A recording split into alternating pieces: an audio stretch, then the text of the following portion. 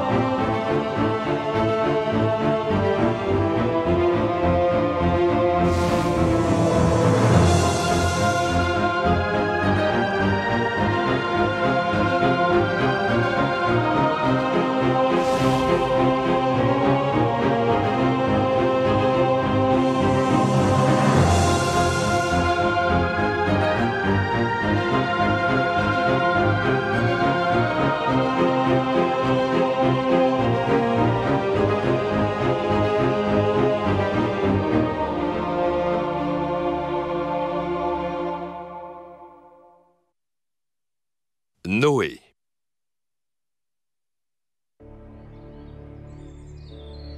Au commencement, Dieu créa le ciel et la terre. Puis il dit que la terre produise de la végétation et des animaux de toute espèce.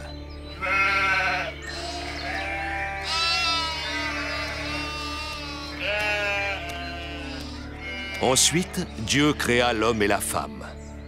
Adam et Ève, qui, tentés par le perfide serpent, commirent le péché originel. Vous ne mourrez point, mais Dieu sait que le jour où vous en mangerez, vos yeux s'ouvriront et que vous serez comme des dieux. Ce fruit est délicieux, aucun ne lui est comparable dans tout le jardin. Il te donnera la sagesse qui surpasse la connaissance. Tu serais stupide de ne pas en manger.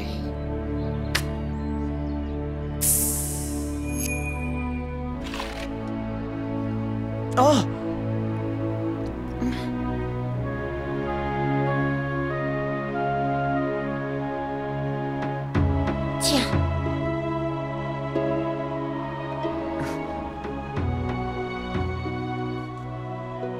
Pour les punir, Dieu chassa Adam et Ève du jardin d'Éden. Oh! Qui a bien pu faire ça? Adam connut Ève qui conçut et enfanta Caïn et Abel. C'est moi, mon très cher frère! Un jour, Caïn, ivre de jalousie, se jeta sur son frère et le tua. Dieu le condamna à l'errance. Génération après génération, les hommes se multiplièrent et parcoururent la surface de la terre.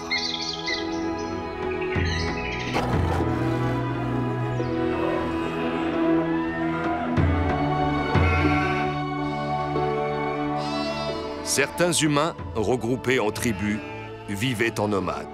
D'autres avaient fondé des villes gouvernées par de puissants dirigeants. Un patriarche, fondateur ou descendant d'une grande famille, se trouvait à la tête de chaque tribu.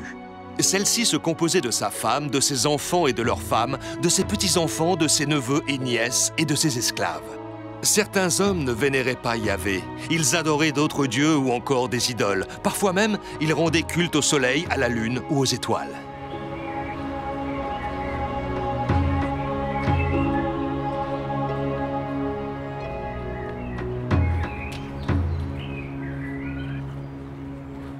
Où est Noé? Où est-ce qu'il est allé? Il a emmené le troupeau sur la colline.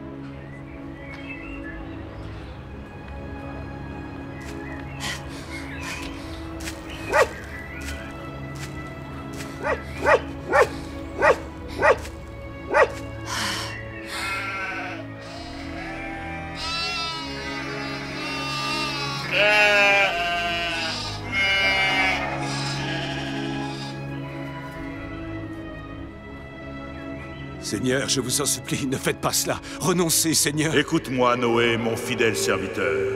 La cruauté de l'homme sur la terre ne connaît plus de limites. C'est pour cette raison que j'ai décidé de l'éliminer et avec lui tous les animaux de la création. Je vous en prie, révisez votre jugement. Je regrette d'avoir créé les hommes, car ils ont répandu la violence et la corruption aux quatre coins du monde. Vous avez raison, Seigneur, je le reconnais. Cependant, je vous en prie, accordez un délai à ces misérables créatures avant d'abattre sur elles votre châtiment. D'ici la nouvelle lune, je parcourrai la terre, dans l'espoir d'y trouver une ville ou un campement d'hommes vertueux. Je consens à exaucer ta prière, Noé, mon fidèle serviteur. Noé, tu m'entends? Où es-tu? Pourquoi me forces-tu à gravir cette colline? Ah, te voilà. Mais à qui parlais-tu donc, mon cher époux? Je ne vois personne. Ça va, que viens-tu faire ici? Notre fils Sem est à nouveau papa. Pour la 4e fois? Quelle bonne nouvelle! Où est mon petit-fils? Le voilà, regarde comme il est beau.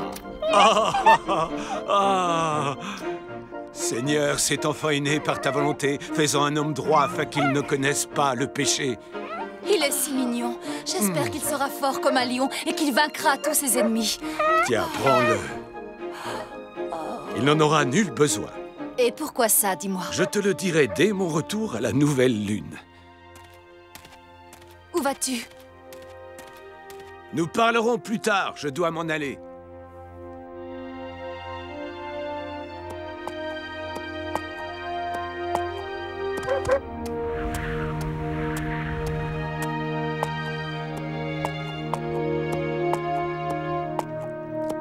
Va-t'en, fiche le camp, tu m'entends? Et ne t'avise pas de revenir. On ne veut pas de toi ici. C'est bien clair? C'est chez moi maintenant.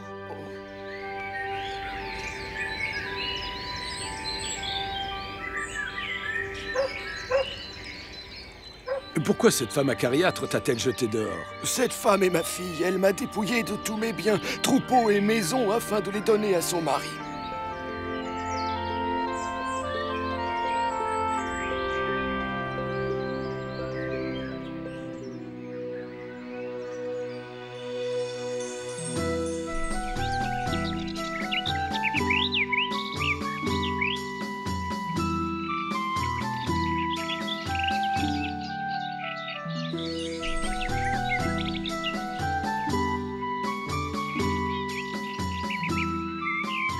Dis-moi, combien me demanderais-tu en échange d'1 millier de chevaux? Pourquoi désires-tu en acquérir un tel nombre? Tu es bien curieux, mon ami. Sache que je compte armer autant de cavaliers afin de partir en guerre. Je souhaite conquérir de nouveaux territoires. Eh bien, ces chevaux seront tiens contre 3000 brebis dont je pourrais tondre la laine. Avec celle-ci, je ferai des vêtements que je vendrai pour un bon prix. Cela me semble raisonnable. Marché conclu. Attends, je n'ai pas terminé. Outre les brebis, tu devras me donner ces 3 jolies jeunes filles qui dansent là-bas. S'il n'y a que ça pour te faire plaisir, elles sont à toi.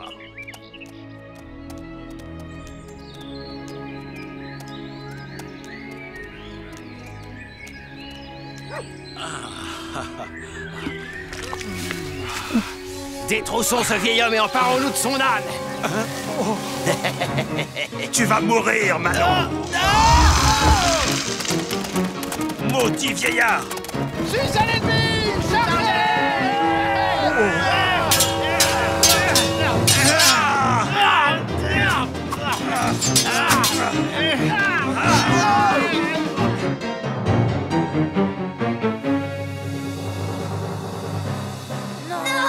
Attends, ne les fouette pas.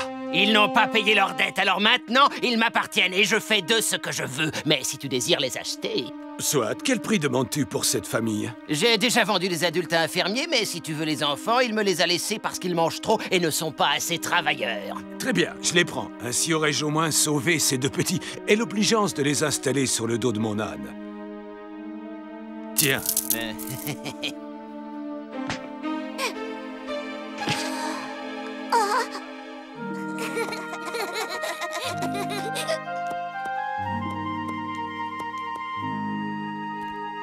Allez, viens. Attends-moi. Bonjour, qu'est-ce qui t'amène ici, dis-moi, que me veux-tu? Sais-tu s'il existe une nation où ne règne pas le péché? Noé, fils de Lamech, ta quête est vaine. Lorsque les fils d'Adam se multiplièrent, Yahvé vit que la cruauté de l'homme était partout, que la moindre de ses pensées était tournée vers le mal. Je t'attendais pour te délivrer ce message, et maintenant que tu connais la vérité, il ne me reste plus qu'à partir. Silence, les enfants.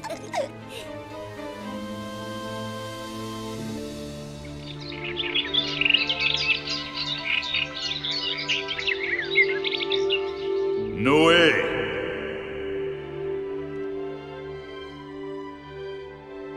J'ai parlé à l'ermite, Seigneur. Je lui ai demandé s'il existe un endroit sur la terre où le mal ne règne pas. Il m'a répondu que partout se trouvait l'homme dominé, la méchanceté et la corruption. Il ne me reste donc plus qu'à me plier à ta volonté sans lever d'objection, Seigneur. Qu'attends-tu de moi? Je vais exterminer l'homme de la surface de la terre, et avec lui toute chair ayant souffle de vie sous le ciel. Mais je t'épargnerai, Noé, toi et les tiens.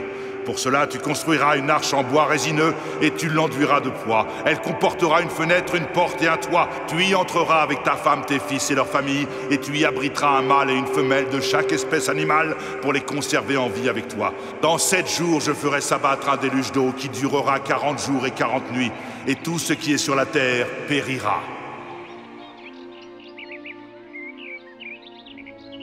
C'est ce que le Seigneur m'a ordonné. Maintenant, vous savez tout de ses intentions. Ne crains-tu pas, mon cher époux, que les tribus voisines ne nous tournent en ridicule? Les habitants de la ville vont se moquer de nous dès qu'ils vont l'apprendre. Et comment nous y prendrons-nous pour construire cette arche, Père, puisque nous sommes ignorants en la matière? Le Seigneur m'a donné des instructions très précises. Personne ne met en doute ta dévotion envers Yahvé, pas plus que la sagesse de ton jugement. Mais ta réputation pâtira de cette histoire. Femme, ma réputation importe peu. Seule compte la parole du Seigneur notre Dieu. Père, Yahvé t'a-t-il dit où nous sommes censés construire l'arche? Non, mais ne vous inquiétez pas. Je connais l'endroit idéal. Nous la bâtirons au sommet de la montagne aux roches dures afin qu'elle soit fermement amarrée au sol. Si tu veux, je t'assisterai dans ta tâche, grand-père. Oui, ton aide sera la bienvenue. Oh non, il n'en est pas question, mon garçon. Ces choses-là sont affaires d'adultes. Je refuse de rester les bras croisés.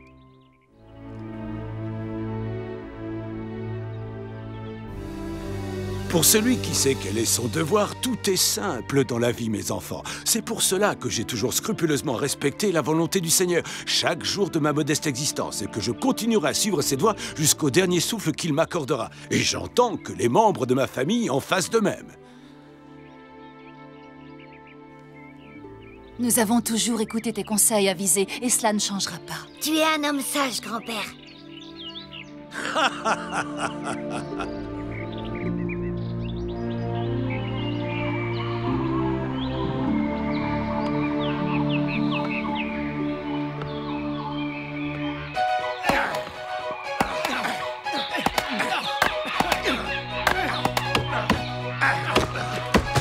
Attention à vous!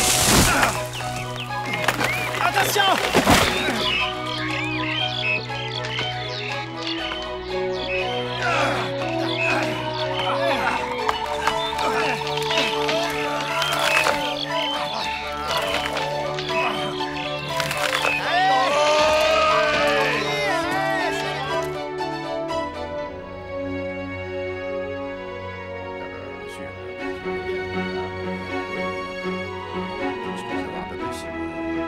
Approchez, mesdames, venez voir mes magnifiques étoffes! de marchandises!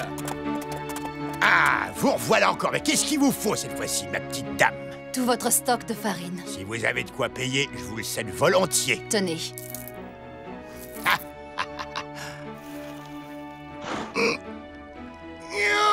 Et voilà. Vous allez revenir nous voir prochainement, merci, au revoir. j'espère. Je ne sais pas, ça dépendra. Allez, viens. Mais qu'allez-vous faire de toute cette farine, on peut savoir? Je vais vous dire ce qu'elle va en faire, moi, de ses provisions. Elle va les entreposer dans les cales d'un navire qui ne prendra jamais la mer. Tu diras à ton mari que ce n'est qu'un vieux fou. Le bateau de mon grand-père naviguera sur les flots, et lorsque ça arrivera, vous regretterez de ne pas avoir cru en lui. Ah oui. Eh oui, il naviguera sur une mer de sable.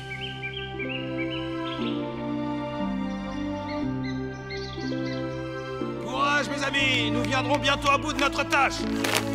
Et surtout, n'ayez pas peur de serrer. Allez, du nerf, mes amis! Remuez bien la poix, il ne faut pas qu'elle sèche dans les jarres. Oui, c'est bien. Tiens, voilà encore. Merci. Ne lésinez pas sur la quantité! C'est du bon travail. Continuez comme ça. Allez!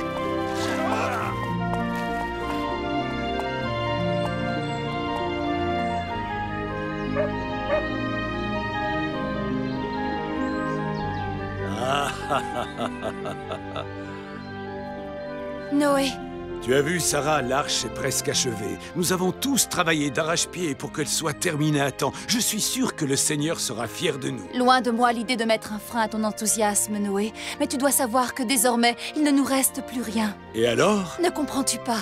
Nous avons renoncé à tout pour construire cette arche. Nos tentes, nos étoffes, nos chevaux, nos brebis, tout ce que nous possédions. Comment allons-nous survivre? Tout ce dur labeur aura été peine perdue. Tais-toi, infâme. Comment oses-tu parler de la sorte? Tu devrais avoir honte de douter de la parole du Seigneur.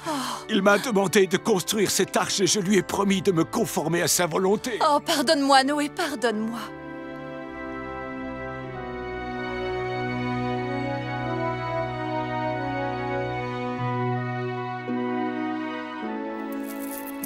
Presque tous se sont acquittés de la taxe et ceux qui n'ont pas payé seront vendus comme esclaves. Je m'en réjouis. La perception s'élève à 18 pièces de bronze et 2 pièces d'or. Dis-moi donc, qu'en est-il de ce vieux fou qui s'est lancé dans la construction d'une arche? A-t-il payé l'impôt, lui aussi? Oui, il est tout juste parvenu à en réunir le montant. Sais-tu où il a trouvé l'argent? Il a dû vendre tout ce qu'il avait. Et comment fera-t-il pour payer la prochaine levée? Il n'aura d'autre choix que de troquer les membres de sa tribu sur le marché aux esclaves. Il en tirera quelques devises qui lui permettront de subvenir à ses besoins pendant un temps.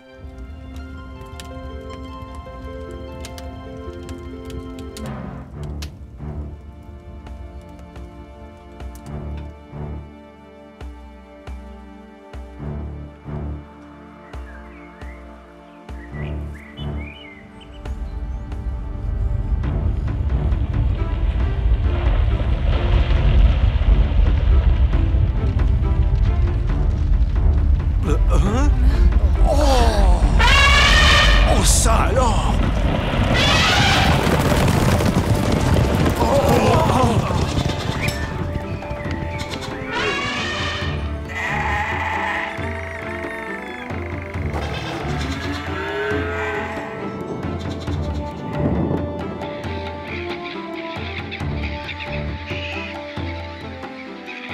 Mais comment allons-nous faire, grand-père? Ces animaux sont sauvages.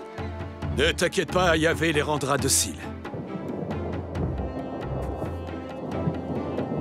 Venez tous, il est grand temps d'embarquer. Le déluge annoncé par le Seigneur est arrivé. Allez-y, dépêchez-vous, dépêchez-vous.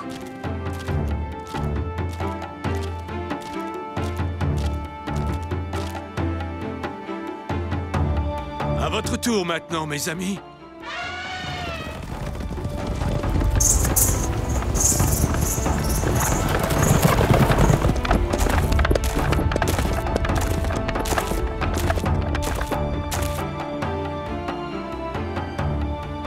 Sont-ils tous à bord? Non, pas tout à fait, nous en attendons encore.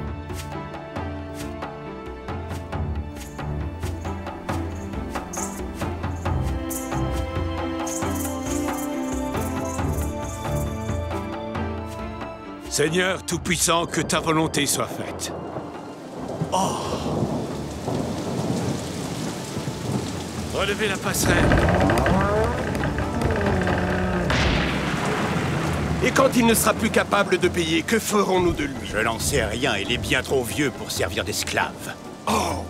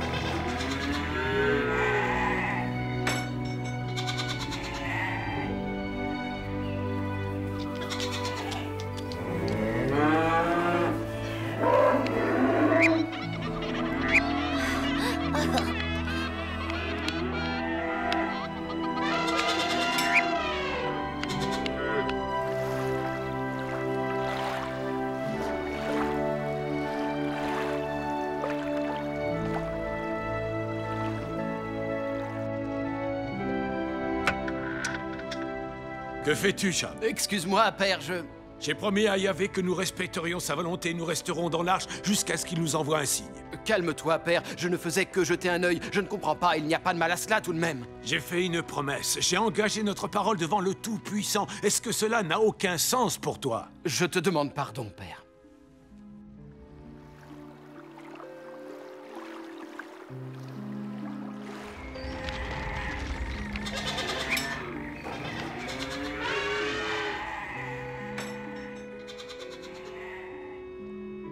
Réjouissez-vous, mes frères. Bientôt le déluge envoyé par le Seigneur prendra fin.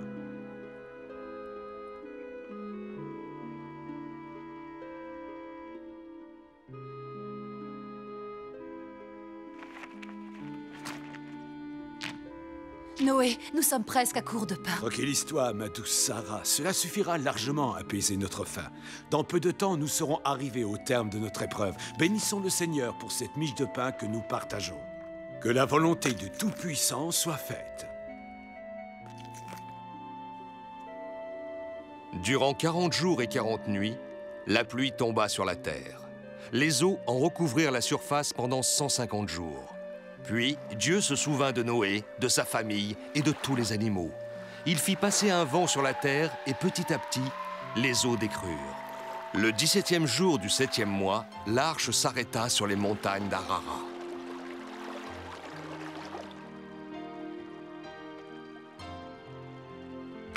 Bien. Envole-toi, mon ami.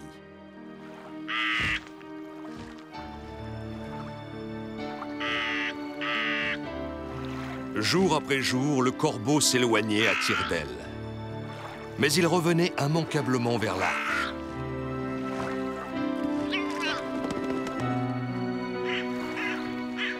Un jour, cependant, le corbeau ne rentra pas. Le niveau des eaux avait baissé. Noé comprit que le moment était enfin venu. Il décida d'envoyer une colombe.